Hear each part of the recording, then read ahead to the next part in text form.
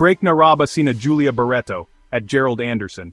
Napansin daw kasi ng mga marites na hindi magkasama sa mga ganap ang magkarelasyon ayon sa ulat ni Lolit Solis sa kanyang IG. Matatandang naging kontrobersyal ang pagsisimula ng relasyon nina Gerald Anderson at Julia Barreto. Involved pa nga noon si Bea Alonzo na ex-girlfriend ni Gerald. Sa kabila ng lahat, tumagal din ng ilang taon ang kanilang relasyon at marami ang nagsabing baka sila na talaga ang endgame. Palagi rin silang spotted sa beach, sa mga family events at sa mga vlog at content ni Gerald. Kaya naman shocking ang balitang ito, kung totoo man. Pero now, bali-balita na break na daw sila. Kagaya na lamang daw nung kasal ni Claudia Barreto kay Basti Lorenzo, ay wala ang actor.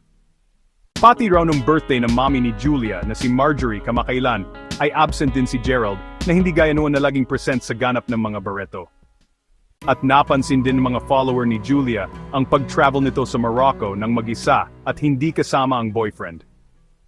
Habang si Gerald naman ay ang latest post ay kasama ang nanay niya at ilang kaibigan sa isang nature trip.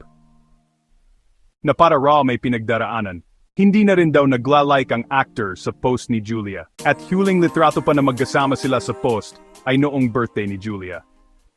Kaya nagkaroon na naman sila ng espekulasyon na hiwalay na di umano ang dalawa. Vocal kasi noon pa man si Julia na handa na siyang mag-settle down.